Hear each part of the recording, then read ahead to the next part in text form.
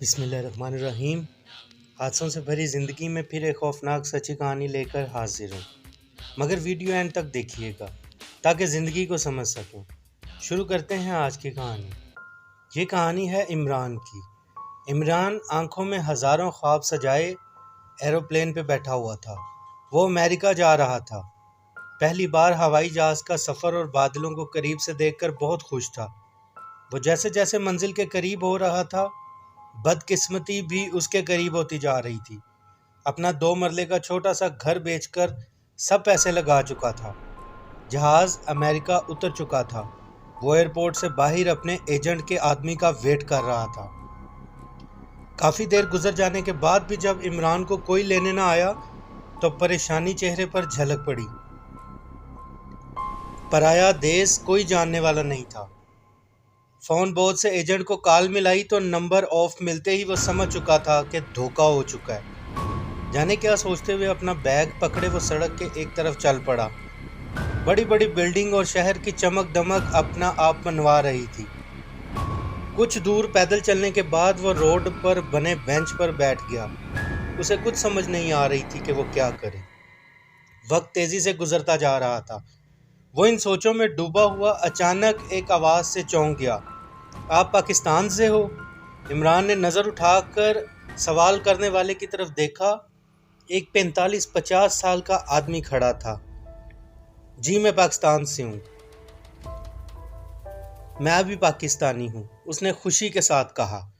इमरान को उस वक्त पराए देश में वो आदमी नहीं, फरिश्ता लग रहा था। किसी का वेट कर रहे हो? उस आदमी ने फिर सवाल पूछा, जिस पर इमरान ने उसे सारी बात बताई। अच्छा, यानी तुम्हारे साथ धोखा हुआ है, मगर कोई बात नहीं, जब हम हैं तो फिर क्या गम है, ये कहकर उस आदमी ने कहका लगाया और इमरान से कहा, करीब ही मेरा कॉटेज है, आ जाओ मेरे साथ। इमरान को जैसे नई जिंदगी मिल गई थी। वो फौरन ही साथ चल पड़ा। वो पैदल ही बातें करते जा रहे थे। इमरान ने उसका नाम पूछा तो तारिक नाम उसने बताया। कुछ देर बाद दोनों कॉटेज के पास पहुंच चुके थे। तुम थके हुए हो? वो सामने वॉशरूम है, फ्रेश हो जाओ और फिर आराम करो, हम कल बात करेंगे। इमरान बहुत खुश था। वह अब अच्छा महसूस कर रहा था। थकन की वजह से इमरान फौरन ही सो गया। कुछ दिन इस तरह बहुत अच्छे गुजरे। तारिक एक अच्छा आदमी था। वो अकेला रहता था। वो सुबह काम पर चला जाता और इमरान कुछ वक्त बाहर घूमकर वापस आ जाता। तारिक ने काम दिलवाने का भी कह रखा था। हफ्ता गुजर चुका था। एक शाम तारिक काम से वापस आया तो खाना खाते हुए इमरान ने तारिक को एक अजीब बात बताई, जिसे वो मुसलसल कुछ दिनों से महसूस कर रहा था। इमरान ने बताया, कॉटेज के ऊपर स्टोर रूम से अक्सर कोई ना कोई आवाज़ आती रहती है। मुझे लगता है ऊपर बहुत सारे चूहे हैं। क्यों ना स्टोर रूम की सफाई की जाए? जिस पर तारिक ने इमरान की तरफ देखते हुए कहा, ऊपर कोई चूहा नहीं, जिन्नात रहते हैं, वरना अमेरिका जैसी जगह पर अकेले आदमी को इतना बड़ा कॉटेज मिलना नामुमकिन है। मगर घबराने की बात नहीं, वो स्टोर रूम उनका है और ये हमारा। वो कभी हमें तंग नहीं करते। ये कहकर वो हंस पड़ा और फिर दूसरी बातों में लग गए। मगर इमरान को जाने क्यों लगा जैसे कोई मजाक कर रहा है। अगले दिन तारिक के जाने के बाद इमरान खाना बना रहा था। स्टोर रूम में फिर कुछ गिरने की आवाज़ आई। इमरान ने सोचा, खाना बनाने के बाद आज स्टोर रूम जाऊंगा और देखूंगा। कुछ देर बाद फ्री होते ही इमरान स्टोर रूम की सीढ़ी की तरफ बढ़ा। ऊपर जाकर जैसे ही स्टोर रूम का दरवाज़ा खोला, वो गिरते गिरते बचा। ऊपर बहुत सी इंसानी हड्डियां पड़ी हुई थी और बहुत ज़्यादा चूहे उन हड्डियों पर इधर उधर भाग रहे थे। ये सब चकरा देने वाला एक अमल था। वो जल्दी से दरवाज़ा बंद करके नीचे आया तो तारिक गुस्से में नीचे खड़ा इमरान को देख रहा था। तुम कब आए हो? इमरान ने बात बदलते हुए कहा। मगर तारिक ने कहा, ऊपर जाने से मना किया था ना तुम्हें। इमरान पहले ही बुरी तरह डरा हुआ था। तारिक को इस तरह देखकर सांस गुम हो रहे थे। मैं वादा करता हूँ, ये बात कभी किसी को नहीं करूँगा। वो हाथ जोड़े तारिक के सामने खड़ा था।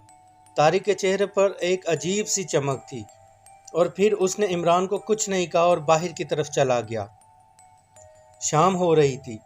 इमरान डरा हुआ आज घर में ही था। उसे समझ नहीं आ रही थी वो क्या करे। अचानक तारिक वापस आया।